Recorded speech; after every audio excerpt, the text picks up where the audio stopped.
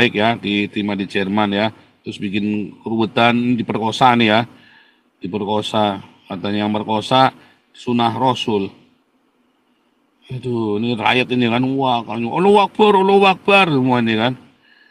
Nah, ini semua ya, pada nggak mikirin ini ya. Nggak pakai otak ini ya.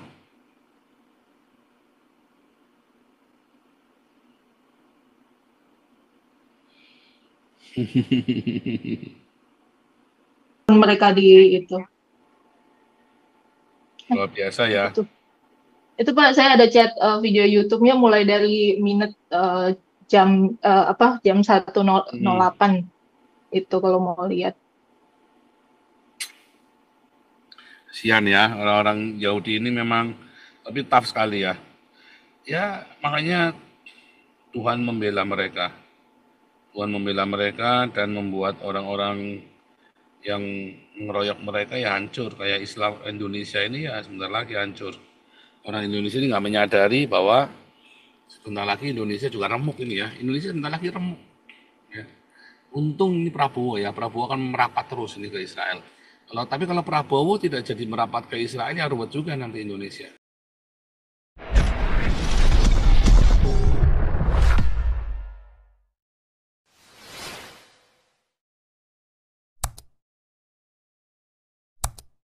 Sudah berapa banyak?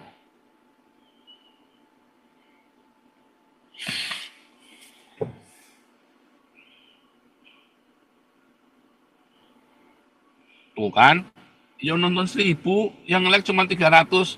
Yang asem ini kalian ini nonton gratisan semua nih. Di like dong. Waduh, nggak bener nih kalian kan.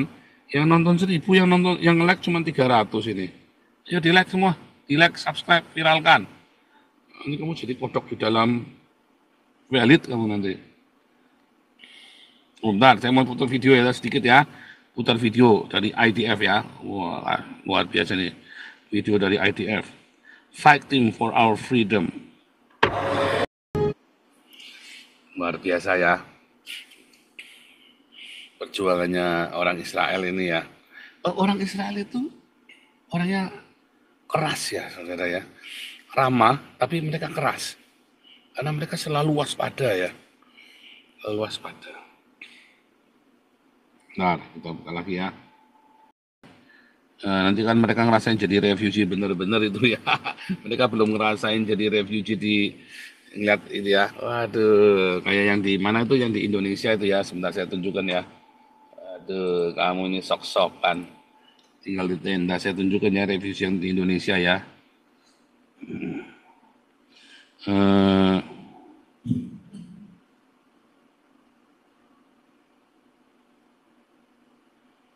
Lagu nih orang-orang ini ya sok-sokan.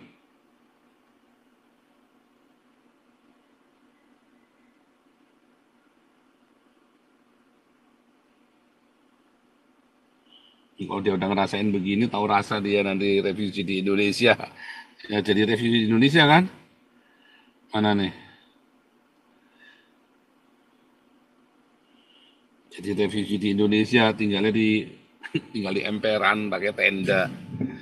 Nah, ini orang-orang ini belum ngerasain ya. Nah, jadi refugee di Indonesia nanti mereka bodoh. Luar biasa. Ya sudahlah. Ini kan refugee ini kasihan ini kan. Refugee ini kan kasihan ini tinggalnya aduh ruwet ini ya. Tinggal di trotoar. Ya. Ini baik ya, diterima di Jerman ya. Terus bikin keruwetan, diperkosa nih ya. Diperkosa, katanya yang merkosa sunah Rasul. Aduh, ini rakyat ini kan, wah, kan, Allahu Akbar, semua ini kan. Nah, ini semua ya, pada nggak mikirin ini ya. Nggak pakai otak ini ya.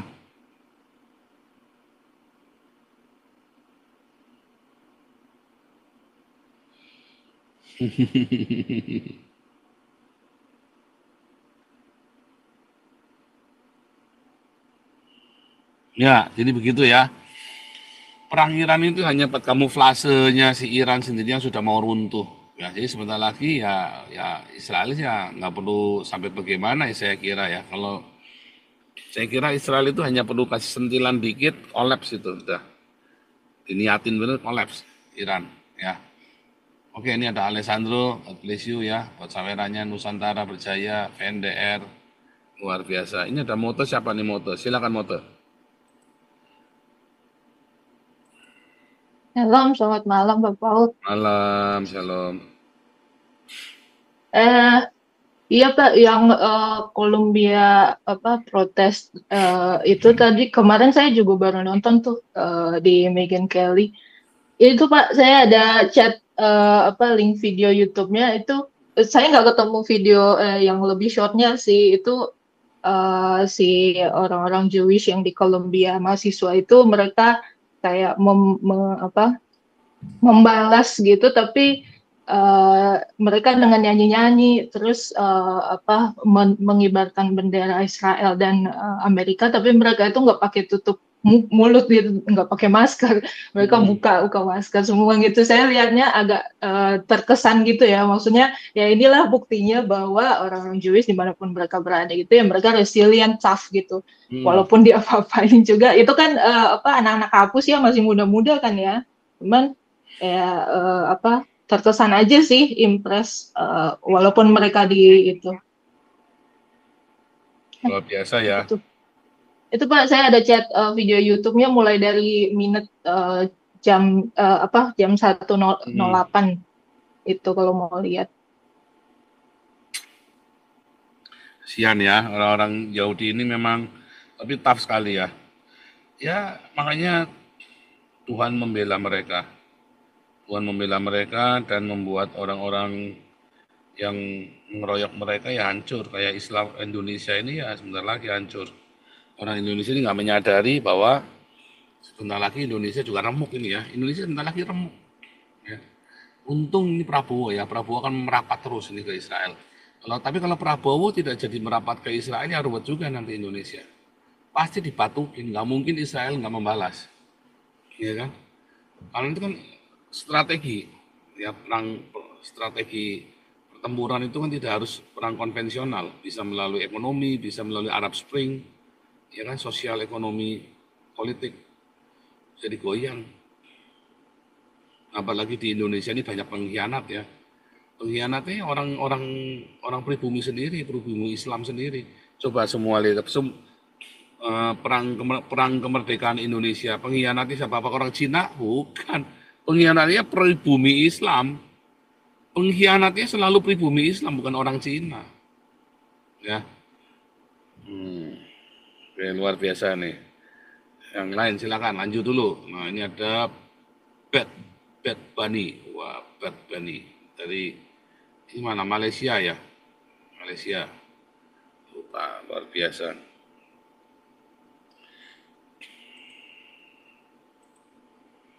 Kroni-kroni ini sudah saya jadikan ini ya, co-host ya, kroni-kroni ya. Apa aja bisa masuk, bisa bicara.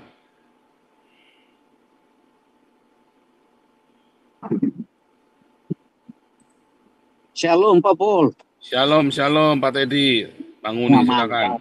Iya, mantap penjelasannya Pak. Ini ya tadi bicara Iran pertama. Memang kita bersyukur di tempat ini. Kita bicara Iran, kita sudah tahu sejarahnya dikuasai oleh Islam mana, bagaimana kejatuhan kekuasaan daripada Ayatollah Khomeini itu menjadi pemimpin religi Iran, baru dia singkirkan si Muhammad siapa Pahlavi ya, ya itu ini bagus. Narasi-narasi semua sudah Reza dijelaskan oleh Pahlavi. iya teman-teman di sini, sehingga saya lihat ke permukaannya Pak Paul langsung menghujat semua tokoh-tokoh Islam di mana saja berada. Karena latar belakangnya sudah ketahuan dari bentuk demografinya, topografinya, sejarahnya, semua sudah lengkap ya. Kemudian kita tahu juga teman-teman di sini kalau dari pertama kekuatan angkatan perangnya Israel dan Iran itu jauh berbeda ya, karena ini tidak apa-apa di media ini di mana aja kita tahu mengkomparatifkan kekuatan angkatannya perang Iran dan Israel. Oleh sebab itu, langsung pada puncaknya kita cari klimaksnya bahwa tidak ada apa-apa sebenarnya Iran. Nah, cuma proksi-proksi negara lain coba mengangkat seperti Indonesia kan. Contoh seperti Indonesia, dia mau mengangkat seolah-olah itu Israel itu kalah berperang dengan Iran. Itu yang selalu dibawa di media-media Indonesia. Itu saya kemarin kan itu yang saya coba lihat, ya soal analisa. Nah, sekarang saya condong lagi beranalisa Pak Paul tentang kenapa sih antisemitik itu tidak dibilang apa antisemitik fobia. Kenapa ada Islamofobia gitu, iya kan?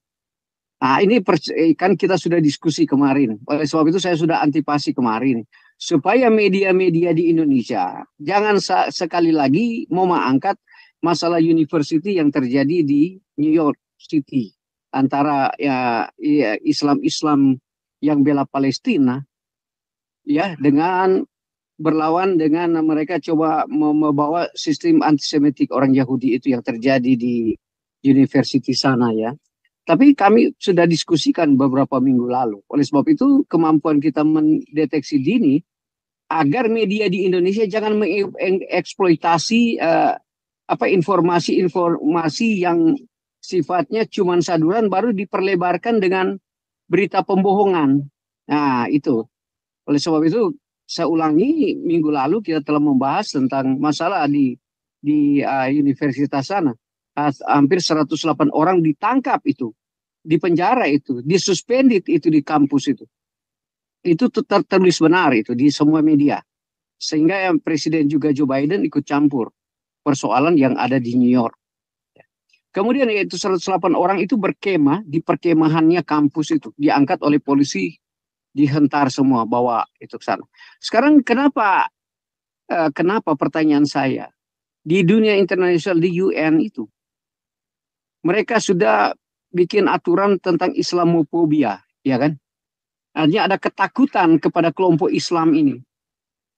Tetapi ini oleh sebab itu sebenarnya Islamofobia itu ada gitu.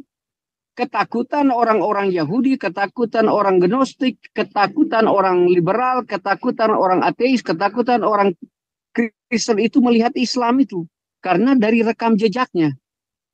Nah itu persoalannya mau dihapuskan susah Pak. Ada ketakutan, ya, ada kebencian, ada kekhawatiran melihat orang-orang begitu. Apalagi ya di Indonesia kalau kita sudah melihat orang yang berjenggot, bercingkrang, apalagi dia memakai cadar sampai menutup mata, sudah mulai ada ketakutan dari kelompok orang atau beberapa orang. Islam pun yang liberal di Indonesia merasa ketakutan kalau melihat orang seperti ini gitu. Oleh sebab ini simbol-simbol inilah yang menciptakan Islamofobia itu gitu. Sekarang saya mau hadapkan dengan masalah satu ya yang kita bilang yang tadi antisemitik itu. Kenapa Islam ini selalu menyerang? Ini antisemitik. Ada apa di balik itu? Kendati Anda sendiri yang coba-coba menghilangkan Islamofobia gitu. Di lain pihak, ini kelompok-kelompok negara Islam ya, saya nggak tahu Indonesia termasuk di dalamnya. Selalu Pak membenci ini Yahudi gitu. Karena berpikir mereka adalah seperti sebenarnya boleh dibilang Yahudi pomobia Yahudi lah gitulah. Ini yang saya jadi buah pemikiran yang saya analisa. Artinya di United Nation itu mereka sudah menyetujui tidak menggunakan istilah Islamofobia itu bahwa Islam menakutkan. Ternyata itu nggak bisa hilang sampai sekarang. Bagaimana nggak bisa hilang terjadi di kampus-kampus di Amerika. Ya di kampus Amerika ini digerakkan oleh salah satu wanita, kongresmen, saya bilang Omar itu.